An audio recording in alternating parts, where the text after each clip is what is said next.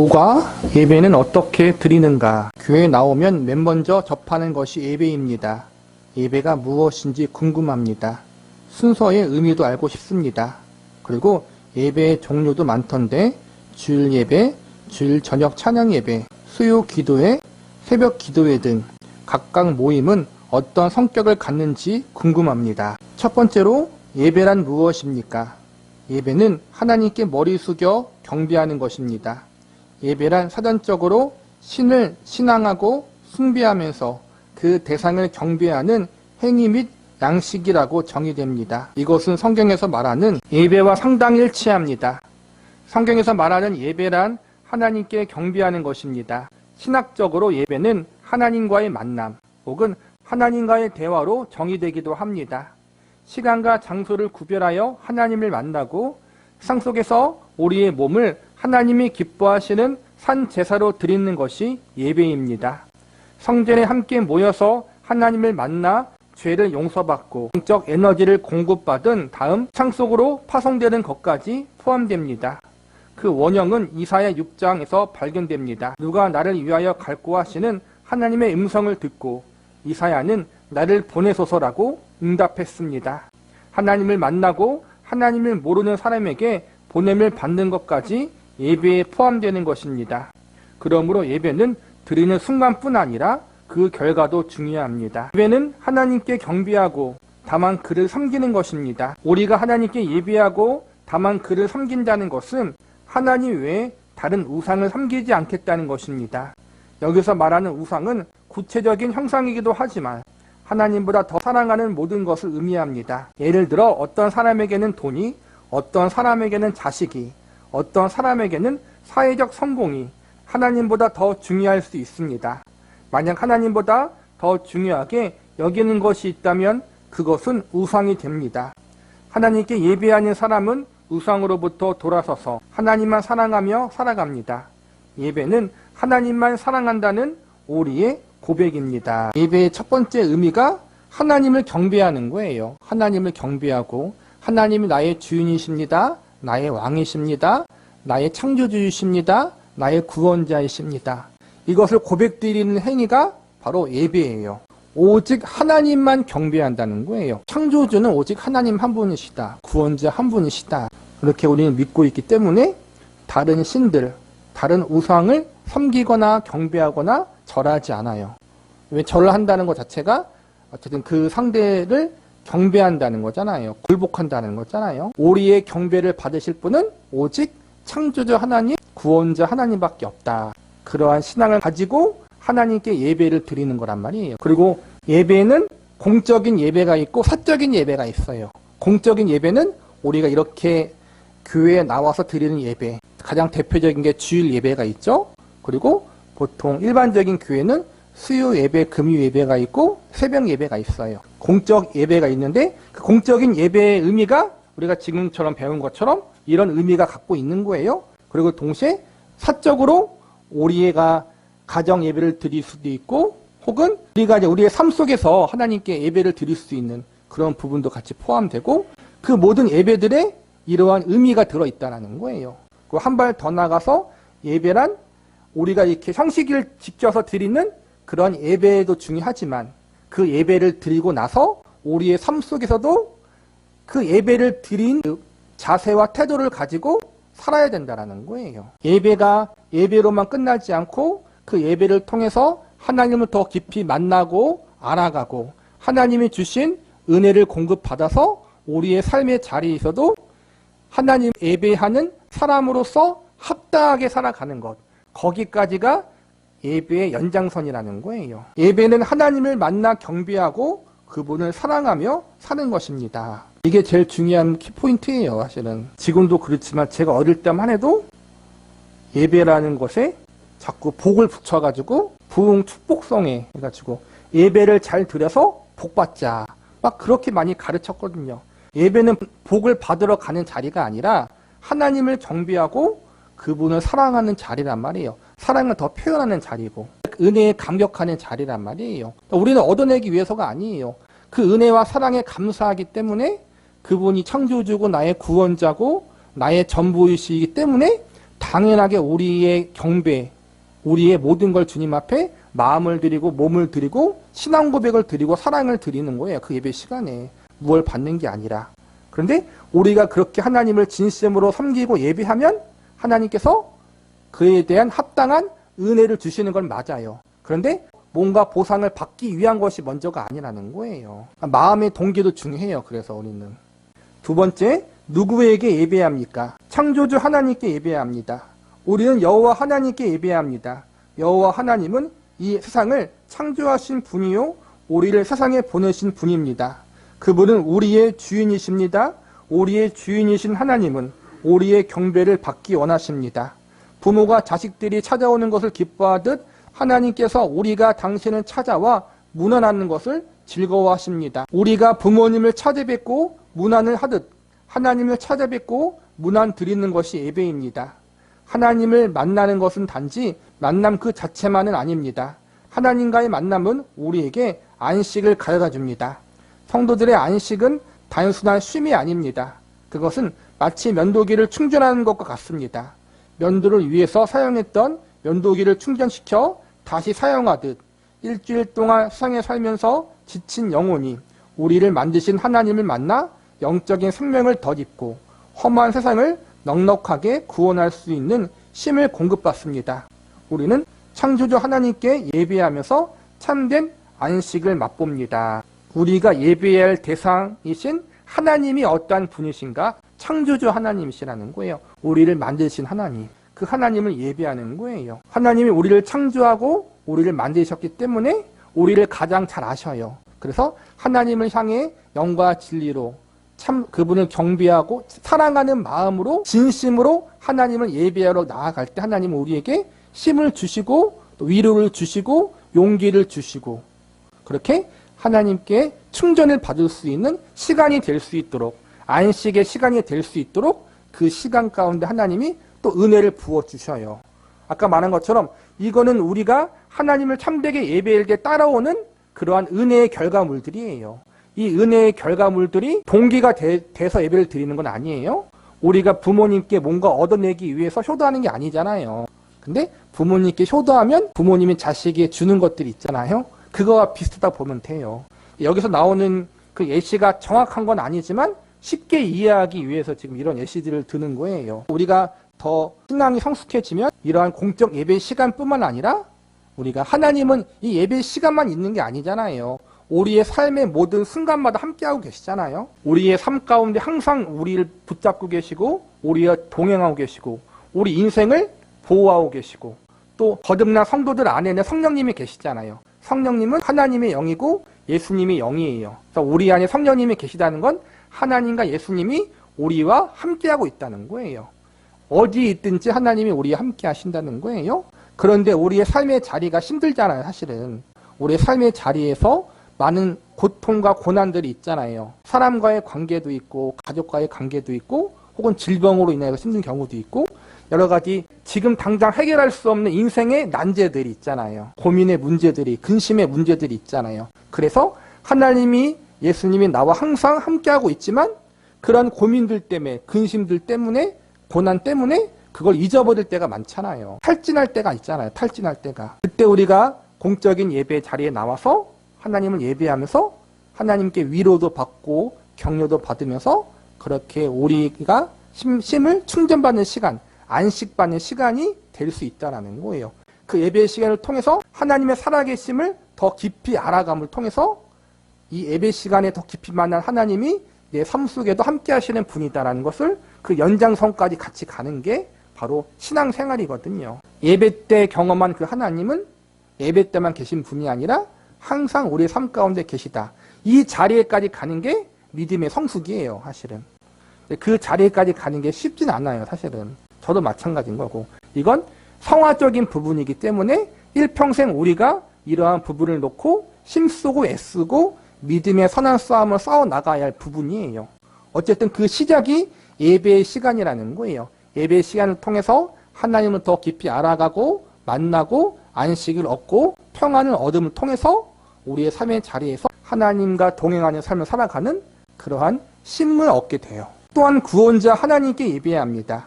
우리가 예배하는 하나님은 창조자인 동시에 구원자이십니다. 하나님은 죄로 말미암아 죽을 수밖에 없었던 우리 대신 그의 독생자를 십자가에 못 박도록 내어주시고 우리를 건져주셨습니다. 그 구속의 은총에 감사하여 우리는 하나님께 예배합니다. 또 우리의 죄 때문에 죽으셨다가 부활하신 그리스도의 승리를 축하합니다. 그리스도의 부활을 축하하며 기뻐하는 우리에게 하나님은 풍성한 은혜를 나누어 주십니다. 하나님이라는 신을 예배하는 것으로 끝나지 않고 그 하나님이 창조주고 유일한 우리의 구원자라는 사실을 믿음으로 또 함께 예배하는 거란 말이에요. 그러니까 우리의 예배에는 이런 신앙 고백이 담겨 있는 거예요. 하나님이 우리의 창조주이시고 구원자시다. 그분의 독생자 예수 그리스도를 통하여 우리의 모든 죄를 사하여 주시고 우리를 당신의 자녀로 삼으셨다. 이 사실을 믿음으로 고백하는 신앙 고백을 가지고 예배를 드리는 거예요. 그래서 예배라는 것이 단순한 경배로 끝나지 않고 기쁨과 감사의 경배가 되는 거잖아요. 나를 구원하신 하나님께 감사하고 나를 하나님의 자녀로 삼으신 그 은혜에 기뻐하며 예배를 드리는 거란 말이에요. 그리고 그렇게 예배를 드릴 때 하나님은 우리에게 풍성한 은혜를 함께 부어주셔요. 우리가 예배하는 하나님은 우리의 창조자요 구원자이십니다.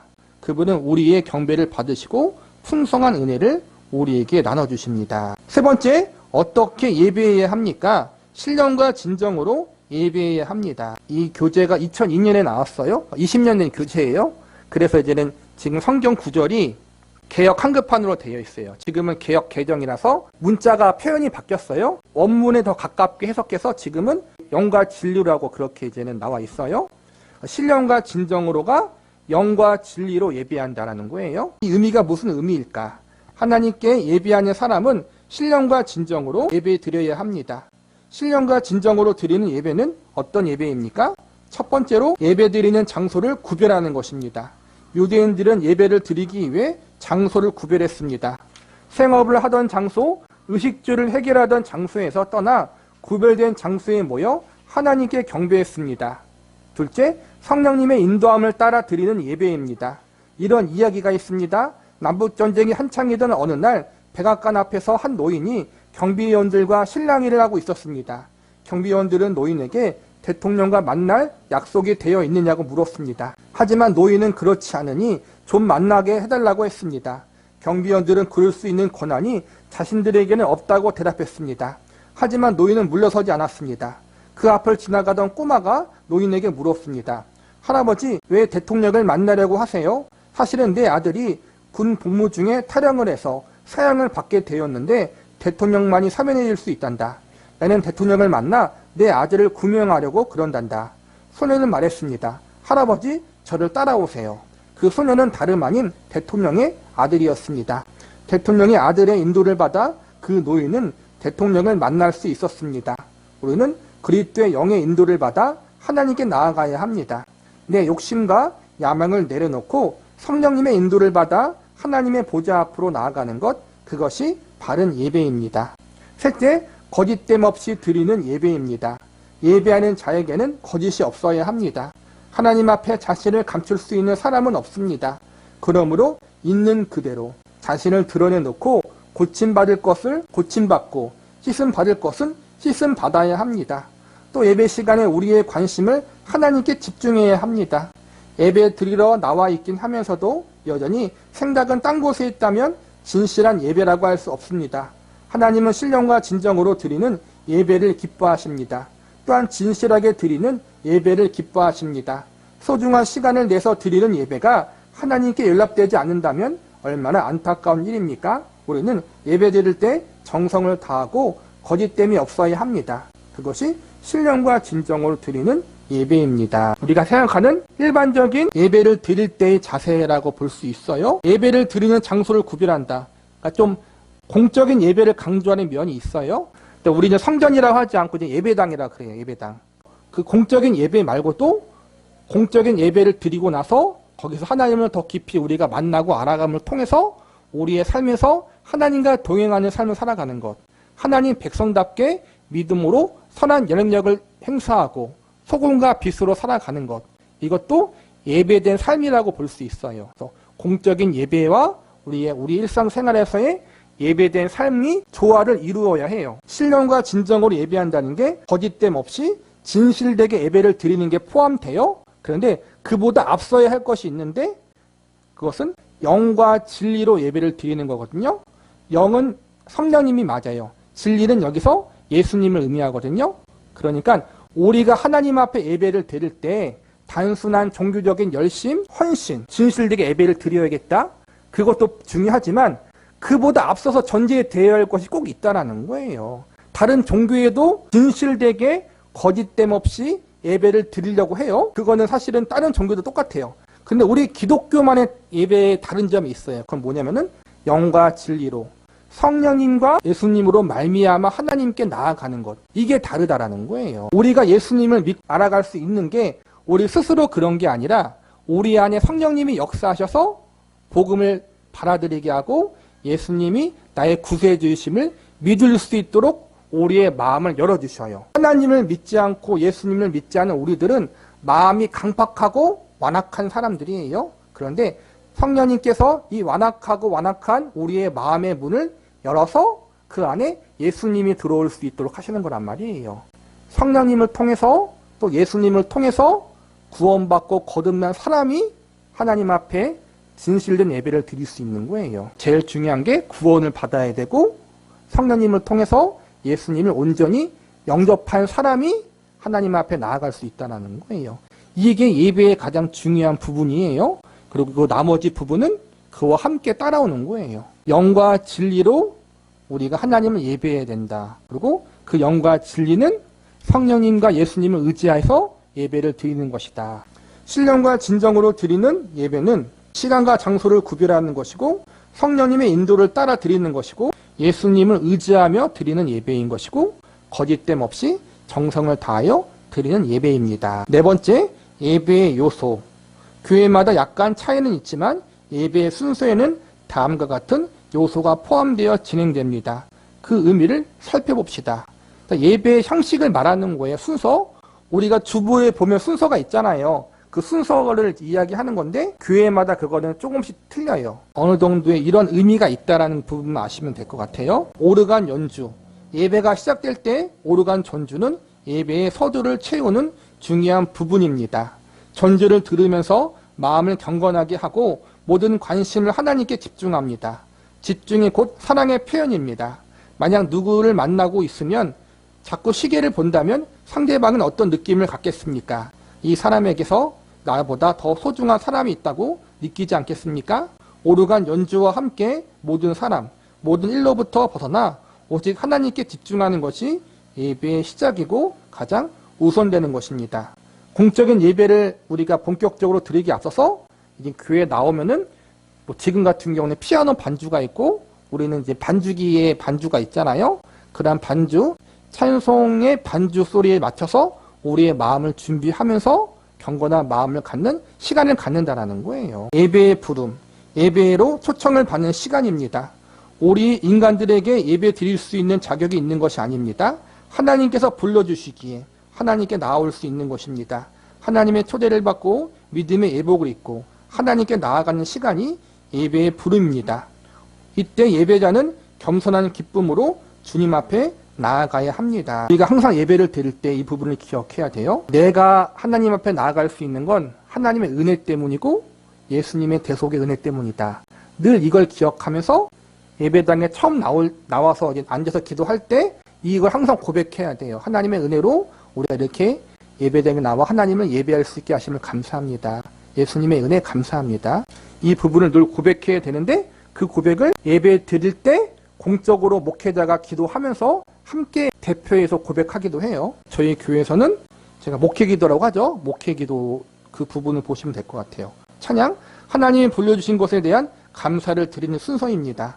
감사로 드리는 이 찬양은 하나님의 위대하심과 구속의 은총을 높이 기리는 것입니다. 이때 회중은 일어서서 찬송을 부릅니다. 왜 일어납니까? 그 대답은 간단합니다. 어린아이가 어른들 앞에서 노래할 때 앉아서 부릅니까? 아니면 서서 부릅니까? 서서 부릅니다. 왜 서서 부릅니까? 어른을 높이기 위함입니다. 우리도 하나님을 높이는 마음으로 일어서서 찬송을 부릅니다. 이건 또 교회마다 좀 다를 수도 있어요. 찬양을 부를 때 일어나는 교회도 있고 말씀을 낭독할 때 일어나는 기호도 있고, 보편적으로 보면은 한국교회에서는 예배 처음 시작할 때, 그 다음 끝날 때, 마지막 찬송과 축도할 때 서서 그렇게 우리가 하거든요. 하나님 앞에 우리가 그렇게 겸손한 마음으로 예배를 드린다, 찬양을 드린다, 말씀을 듣는다, 그런 의미가 있는 거예요. 고백의 기도, 지은죄를 고백하며 하나님의 용서를 받는 시간입니다. 사죄권은 하나님께만 있습니다. 오직 하나님만 우리의 죄를 용서해 줄 수 있습니다. 그래서 우리는 하나님께 우리의 죄를 고백하고 용서받습니다. 고백의 기도가 예배 앞부분에 있는 것은 매우 중요한 의미가 있습니다. 하나님께 나아가는 자는 의로워야 하는데 한 주간을 지내면서 사소한 죄악들이 묻어있을 때 그것을 씻어내야 합니다. 마치 유대인들이 성전에 들어갈 때 앞에 물두멍이 있어 손을 씻었던 것처럼 성도들도 먼저 죄 씻음을 받아야 합니다. 교회에 잘 오면은 잠깐 앉아서 1, 2분이라도 기도하잖아요. 더 길게 할 수도 있고, 그때 이런 기도를 하라는 거예요. 하나님께 감사의 기도, 또 우리의 한 주 동안 잘못했던 부분들에 대해서 회개하는 기도, 그리고 예배를 우리가 영과 진리로 드릴 수 있도록 이 시간 하나님께서 역사해 달라고 개인적으로 우리가 이제는 바로 오면은 그런 기도를 짧게라도 드리시고, 그 다음에 목회자인 제가 대표해서 예배를 드릴 때 목회 기도를 할 때 이 모든 게 다 포함되어 있는 거예요. 그렇게 보시면 될 것 같아요. 신앙 고백, 성도들이 한 목소리로 같은 신앙을 고백함으로 모인 무리들이 모두 한 신앙 공동체임을 확인하는 순서입니다. 일반적으로 사도신경을 암송함으로 신앙 고백을 합니다. 사도신경은 교회가 전통인가 아니면 이단인가를 구별하는 기준이 되기도 합니다. 사도들이 고백했던 신앙을 우리들도 고백하면서 우리가 우주적이고 보편적인 교회의 일원임을 확인합니다. 예배 시작 부분에 우리가 사도신경 고백 부분이 있잖아요. 그걸 하는 게 우리가 믿는 신앙의 내용이 무엇인지를 하나님 앞에 고백하는 거란 말이에요. 그리고 동시에 나만 그 신앙 고백을 하는 것이 아니라 나만 이 성경의 말씀과 진리에 대한 내용을 정말 하나님의 말씀으로 믿습니다라고 고백하는 게 나뿐만 아니라 이 자리에 모인 모든 성도가 함께 고백하는 거잖아요. 즉 이 말은 우리 모두가 이 자리에서 한 믿음을 갖고 하나님 한 분만을 섬긴다라는 신앙 고백을 함께 올려드리는 거예요. 우리는 한 신앙으로 묶여 있다. 그렇게 고백하는 마음으로 믿음으로 신앙 고백을 하는 거예요. 형식 교독, 원래 교회의 전통은 시편송이었으나 현대에 이르러 곡조 없이 시편이나 중요한 성구를 집례자와 회중이 교독하게 되었습니다. 교독은 찬송가 뒤에 있어서 집례와 회중이 찾아 교독하기에 편리하도록 준비되어 있습니다. 교독문 우리가 하잖아요. 예배 첫 시간에 보통 시편을 많이 사용해요. 이것도 신앙 고백의 한 차원이라고 보시면 돼요. 성경의 중요한 구절과 시편에 있는 말씀을 통해서 성도들이 다 함께 하나님을 향한 신앙 고백, 내 믿음의 고백, 찬양과 감사의 고백을 함께 올려드리는 거라고 보시면 돼요. 보통 예배라는 게 앞에 인도자가 일방적으로 하는 행위가 많잖아요. 교독문이 넣는 이유 중 하나도 그거예요. 예배가 앞에 있는 인도자만, 목회자만 하는 것이 아니라 교독문을 통해서 함께 참여한다라는, 함께 내 믿음을 주님 앞에 고백하며 예배에 참여한다라는 그 의미도 사실은 교독문에 포함되어 있거든요. 그러니까 이러한 의미가 있다 보시면 될 것 같아요. 기도, 대표 기도예요. 여기서는 성도들이 하나님께 드리는 간구의 기도입니다. 참회의 기도와는 달리 세상을 위해, 성도들을 위해, 예배와 봉사자를 위해 드리는 이 기도는 성도들을 대표하는 사람이 드리는 경우가 많은데 그 성격을 잘못 알고 계신 분들이 간혹 있습니다. 그래서 참회의 기도를 반복하거나 기도라는 형식을 빌어 설교를 하려는 분들도 있는데 이때 드리는 기도는 간구의 기도라는 것을 잊어서는 안 됩니다. 예배하는 성도들이 갖고 있는 마음의 소원을 대표자가 대신 구하는 순서입니다. 그러므로 성도들의 간절한 소원을 먼저 읽고 그 다음 간절하게 기도해야 합니다. 기도에서 참으로 중요한 것은 말의 화려함이 아니라 하나님의 응답이라는 것을 잊어서는 안 됩니다. 대표 기도는 대표성을 지니고 있다는 거예요. 내가 하고 싶은 말 하는 것이 아니라는 거예요. 우리 성김의 교회를 대표해서 성김의 교회에 속한 모든 성도를 대표해서 하나님 앞에 기도하는 거다. 그 대표성의 원리가 있기 때문에 또 공적인 기도를 올려드려야 한다는 거예요. 공적인 기도. 교회를 위해서, 또 예배를 위해서, 또 중보기도의 제목을 위해서 그렇게 기도할 수 있어야 된다는 거예요. 대표 기도에서 중요한 것은 대표성을 가지고 있다. 내 개인적인 하소연이나 강구를 하는 시간이 아니다. 교회를 대표해서 모든 성도를 대표해서 하나님께 기도하는 것이다. 이 사실을 알고 기도의 내용도 그에 합당하게 준비를 해야 돼요. 설교는 예배의 핵심입니다. 설교는 하나님의 말씀을 현대인들에게 언어로 예배자들에게 선포하는 것으로 성경 공부와는 다릅니다. 먼저 말씀의 삼중성에 대해서 이해하는 것이 좋습니다. 말씀에는 기록된 말씀과 성육화된 말씀, 그리고 선포되는 말씀이 있다고 했습니다. 선포되는 말씀이 곧 설교인데, 설교는 그 시대를 사는 사람에게 주는 예언의 말씀입니다. 그러므로 설교 말씀은 성경을 기초로 하면서도 그 시대를 살아가는 사람들의 언어로 전해져야 합니다.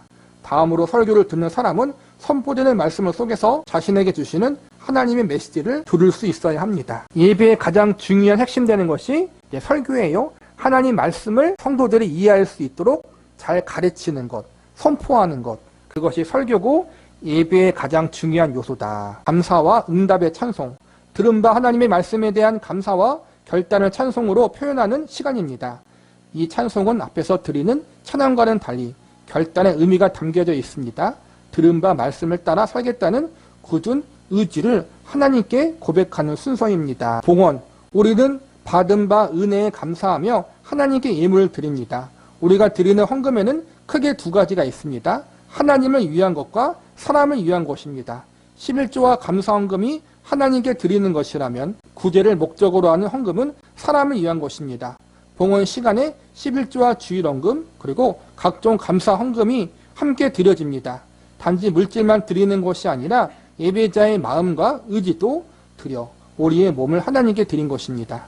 이 봉헌에는 상속에서 말씀의 실천자가 되겠다는 의지가 담겨 있습니다. 헌금을 드린다는 게 단순히 물질만 드리는 것이 아니라 이것과 함께 우리의 마음도 드리고 몸도 드리고 결국에는 예수님이 그랬듯이 우리의 보물이 있는 곳에 마음이 있다고 하는 것처럼 사실은 우리가 가장 중요하게 보는 것 중 하나가 물질이잖아요. 사실은 제일 어려운 부분이기도 하고 11조도 마찬가지고 11조의 의미가 10분의 1을 주님 앞에 드리는 것이 곧 대표성을 가지고 있는 거거든요.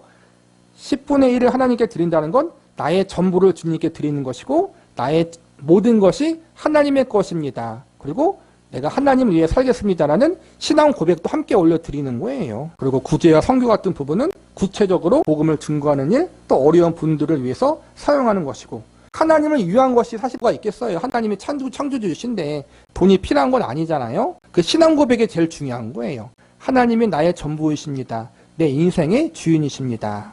그런 나는 청지기입니다. 그러한 믿음의 고백이 헌금 속에 들어있는 것이고 그 헌금이라는 게 하나님이 받아 쓰는 게 아니잖아요. 사실은 그 헌금을 통해서 신앙의 공동체인 교회가 운영되는 거예요. 신앙의 공동체인 교회가 공과금도 내는 것이고 사례도 내는 것이고 구제와 선교도 하는 것이고 교회라는 곳이 예배당이라는 곳이 보이는 건물이기 때문에 운영하는 데 필요한 재정들이 있잖아요. 그 헌금들을 그렇게 사용하는 거예요. 구약에서 보면은 성전을 유지하고 성전에서 일하는 제사장들의 사례를 주고 그렇게 운영하는 일에 헌금이 쓰인 거예요. 하나님이 직접 가져가시는 게 아니라. 그런데 우리를 위해 쓰인 거예요. 사실은 예배를 드리는 우리를 위해서. 근데 그것을 하나님이 그 안에 들어있는 신앙 고백을 기쁘게 받으시기 때문에 우리의 헌금을 하나님이 받으시는 것이다. 이렇게 우리가 받아들이고 이해할 수 있는 거란 말이에요. 축도 목사가 없는 교회에서는 인도자의 마침 기도로 끝나기도 하지만 목사가 있는 교회에서의 예배는 축도로 끝납니다. 축도는 강복의 선언으로 하나님께서 그의 종들에게 통해 복을 주시겠다고 선언하는 약속입니다. 이 약속을 받고 사람들은 성전 밖으로 나갑니다. 그들의 발걸음이 심차고 희망적인 것은 하나님의 약속을 받았기 때문입니다. 그러므로 예배자는 축도가 끝나기 전에 성전을 나가지 않도록 주의할 것입니다. 우리가 공적인 예배, 특별하게 주일 예배 때 우리가 축도를 해요. 이것은 하나님께서 목회자를 통해서 성도들에게 축복할 수 있는 공적인 소명을 주셨다고 보시면 돼요. 지금 배운 이 예배 순서가 사실은 공적인 예배의 순서이기도 하고 주일 예배 순서에 보통 보면은 근데 주일 예배를 제외하고는 나머지 드리는 예배에서는 사실은 이렇게 길게 하진 않고 짧게 예배를 드리죠. 그래서 예배의 가장 중요한 요소가 찬송, 기도, 말씀 세 가지거든요. 이 세 가지를 주일 예배를 제외하고는 간단하게 해서 예배를 드려요. 주기도문, 주님의 기도문은 예수님께서 친히 가르쳐 주신 기도로서 모든 기도의 모범이 되고 모델이 되는 기도입니다. 전에는 끝나는 기도로 인용되었으나 지금은 시작할 때 혹은 예배 순서 중에 삽입하여 진행됩니다. 이것도 교회마다 다른데 저희 같은 경우에는 보통 주일 예배 때는 주기도문을 안 하고 토요일 예배나 다른 예배를 할 때 예배를 마칠 때 이제는 주기도문을 하고 혹은 기도회를 마칠 때 주기도문으로 끝나기도 하고 그렇게 해요. 예배를 마치고 돌아가는 성도들은 세상 속으로 파송됩니다. 하나님은 그의 백성들이 행복한 생을 살도록 증인이 되는 생을 살도록 세상으로 보냅니다. 예배의 순서는 하나의 절차입니다. 이 절차는 하나님을 경건하게 만드는 방법이기도 합니다. 깨끗한 그릇에 좋은 내용을 담을 수 있듯이 순수에 충실한 예배는 은혜를 배가시키는 그릇이 됩니다. 내용이 있으면 내용을 담는 그릇이 필요하잖아요. 우리의 진실된 마음과 신앙을 담는 형식적인 그릇이라고 보시면 돼요. 아름답게 우리의 신앙과 신앙의 내용을 하나님 앞에 올려드릴 수 있도록 돕는 그러한 그릇이다. 그렇게 보시면 될 것 같아요. 형식을. 마지막 5번째, 예배의 종류.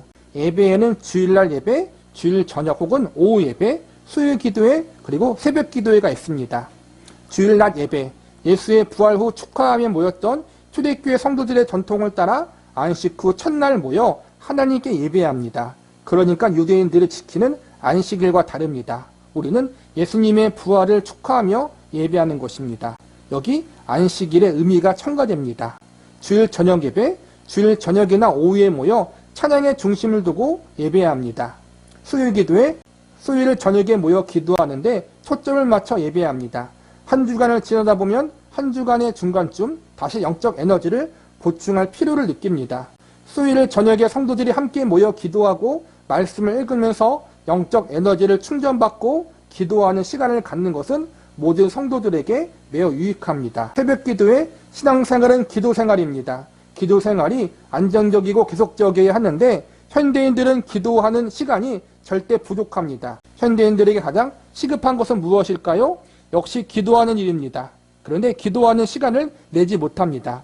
가장 좋은 시간이 새벽입니다. 그래서 한국교회는 새벽에 모여 기도하면서 영적 생활을 유지해가고 있습니다. 철야 심해 기도회. 금요일 저녁에 성도들이 함께 모여 기도하는 교회도 있습니다. 시간을 제대로 내지 못하는 사람들과 기도하는 무릎이 연약한 사람들을 위해 함께 영적 불을 지피는 시간입니다. 이게 지금 나오는 것이 교회에서 하는 일반적인 공적인 예배예요. 주일 낮 예배, 우리가 드리는 11시에 드리는 예배, 주일 저녁 예배, 오늘날에 보통 오후에 많이 드리기도 하죠. 일반적인 교회는 이렇게 주일 낮에 드리든지 그 다음 오후나 저녁에 드려요. 그리고 큰 교회는 뭐 1부, 2부, 3부, 4부, 5부 그런 식으로 예배를 드리기도 하고 어쨌든 이렇게 일반적으로 주일 낮 예배와 저녁 예배가 있고 그 다음에 수요 예배와 금요 예배와 새벽 예배가 있다. 수요 기도회냐 수요 예배냐 금요 예배냐 금요 철야냐 새벽 기도회냐 새벽 예배냐 이거는 이제는 어떤 거에 중점을 두느냐에 따라서 좀 표현 방식이 다른 거예요. 기도에 중심을 두는 교회는 수요 기도회 금요 철야 기도회 그렇게 얘기하고 이제는 말씀 선포에 중심을 두는 교회는 수요 예배 금요 예배 새벽 예배 그렇게 표현하는 거예요. 표현만 다른 거고 내용은 같다고 보시면 돼요. 주일 저녁 예배를 찬양의 중심을 두고 예배한다고 했는데 20년 전에는 그랬어요. 그러니까 예배가 자꾸 유행을 타면 안 돼요. 예배는 찬양을 중심이 되는 게 아니라 사실은 말씀이 중심이 되는 게 예배예요. 찬양이 중심이 아니라 이제는 다시 말씀을 중심으로 두는 교회가 점점 많아지고 있다. 그렇게 보시면 될 것 같아요. 구원받은 우리는 감사와 기쁨으로 예배해야 합니다. 자원하여 여러 종류의 예배에 참석하면 신앙생활의 묘미를 배가시킬 수 있습니다. 모든 예배가 제일 중요하지만 그래도 우리 한국교회는 주일 날 예배를 가장 중요하게 여겨요. 뒤에 보시면 주일과 안식일의 의미에 대해서 이제 동영상이 올라가 있어요. 그걸 참조하시면 될 것 같고 주일 낮에 드리는 예배가 중요하다. 왜냐하면은 그 시간에는 가장 많은 성도들이 모일 수 있잖아요. 특히 작은 교회는 모든 성도가 모이잖아요. 한 신앙, 한 믿음을 같이 공유하는 신앙의 공동체에 있는 모든 성도들이 다 함께 모일 수 있는 시간, 다 함께 모여서 하나님을 예배할 수 있는 시간이 가장 중요하기 때문에 주일 날 예배를 가장 중요하게 보통 여겨요. 아무리 나눔터 폴란드 천문학자이자 수학자인 코페르니쿠스는 온 세상 사람들이 천동설을 주장할 때 지동설을 내세운 사람으로 잘 알려져 있습니다. 그는 지동설을 주장하다가 많은 고초를 겪었습니다. 이런 그가 임종을 맞게 되었을 때 주변 사람들이 묘비에 무어라 써주면 좋겠느냐 물었습니다. 그는 이런 기도문을 써달라고 부탁했습니다. 주님, 저는 주님께서 베드로에게 보여주신 친절을 구하지 않습니다. 바울에게 내려주셨던 그런 은혜도 구하지 않습니다. 다만 주님과 함께 십자가에 달렸던 강도에게 베풀어 주신 그 자비만을 구하나이다. 진정으로 그 자비를 구하옵나이다. 아멘. 예배드리러 가는 우리에게도 이런 겸손한 마음이 요구됩니다.